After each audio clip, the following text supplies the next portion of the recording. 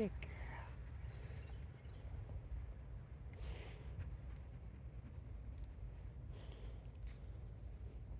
Okay. Yep.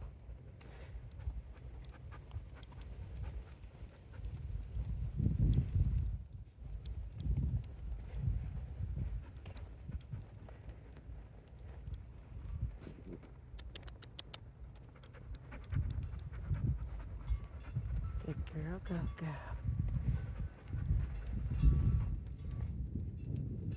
So just using little pops. As soon as she kind of gets that little giddy up in her step where she goes to pass, right when I give her a little reminder to slow down. You always want to have a loose leash though. If you ever see that straightness right there, you see how she stopped herself just from the way you hold it. You never want to close your fist, right? You just want it to kind of be able to slide gently. This slides a lot, this particular leash. I'm waiting for hers to get here tomorrow. Okay, but you want to keep it up as high as possible, framing her skull, not around her trachea like where her collar sits. We want it framing the skull on those pressure points so that we can use very little tension, teeny little pops to give her reminders. So we have a full-on stop, which is basically our red light, which means go into a calmer state of mind or a sit position. You'll notice we don't need to say sit. It's simply telling her calm down. And when she does, the pressure immediately releases when her butt hits the ground. That's our red light. Okay, heel. This is our green light when you have this nice U shape in your leash. She's following your lead. She's doing check-ins. It's even right there. We should be able to turn. That's a nice green light, right? No tension. She's following me. She's kind of paying attention to something else. So if I turn and give her a little pop to say, hey, you didn't realize I turned, right? Right? Just say, hey, you didn't realize I went this way. Right? So that's really the key to healing with your dog. It's not about waiting until they mess up to correct behaviors. It's about telling them, hey, I want you to do this. Now I want you to do this. Now I want you to do this. Good girl. Yes. Right? That's what it's about. It's like playing a game of follow the leader, and you're the leader. If she doesn't have anybody to follow her, anybody's lead to follow, she's going to have to be the leader for herself. And then it's going to be like, no, I don't want you to do that. I don't want you to do that. But you're giving her the power. So it's going to be very confusing. It's going to be overwhelming, especially for a dog that doesn't have a lot of confidence. It's not a comfortable role for her and a natural role for her to be in. So it's really important for us to take that role for her and show her, hey, I know you're not super comfortable in this position, but look, I'm going to give you all these things and I'm going to show you I'm in control here, and all you need to do is follow me, and I'm going to give you all these things that you are comfortable with doing because we've practiced them in repetition over and over and over, and we're going to start going into higher distraction settings to practice it over and over in those settings as well. So we'll start out by going to like a park, like tomorrow when it's kind of quiet and there's not a lot going on. Then we'll build up to going to like Home Depot on a Saturday where that's full on, lots of noises, lots of people, lots of new smells, all sorts of craziness going on there, right? So you really want to remember to build up to those more distracting times. You want to remember you never want any solid tension on your slip lead.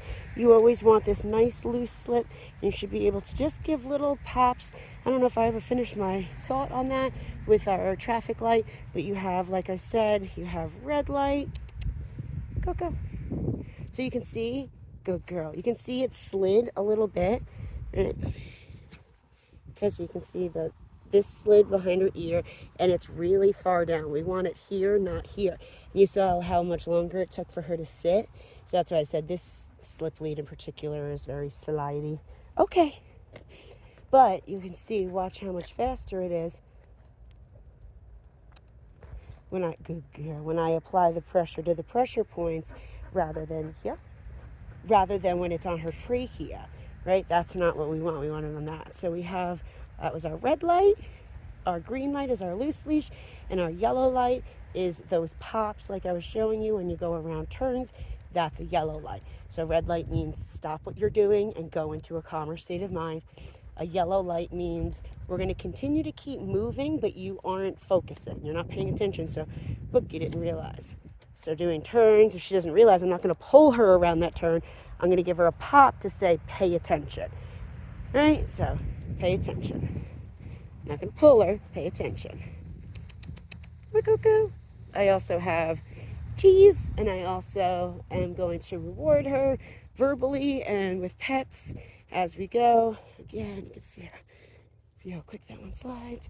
And the more pops you do, the more it's going to slide. So as you're practicing this in the beginning, you're going to be doing a lot more adjusting than you will when you guys get into a nice groove of this and she knows exactly where she knows where your invisible box is. It's right there. There's some neighbors out. We're still just going to keep this nice and loose. You never, like I said, you never want to close your fist on this, because if you do, see how quick tension turns on? We don't really want that. We want it just resting so that, see, when she does that, we're not applying unnecessary tension right there. But it's loose so that when I need to go like that, I can. If it's like this, you're not going to realize how quick, see, how quick tension, how quick pressure really affects them, because less is more. We're teaching them that these teeny little forces right there, that teeny little force means something. You don't need this heavy-handed pulls and these big heavy jerks or anything like that. You don't need to add a lot of pressure when you're doing your red light. You really want to do less pressure, because our whole goal is loose leash. So if these little tiny pops mean something, they mean a lot more if they are consistent with what you're asking her to do. So if you have any questions, please let me know. Of course, we're going to continue to keep working with this. I'll have more videos on the subject with her to follow. But if you have any questions in the meantime, let me know. If anyone else needs help with their dogs, give us a call today. We would be happy to help you like we are with Coco. Have a good one, everyone.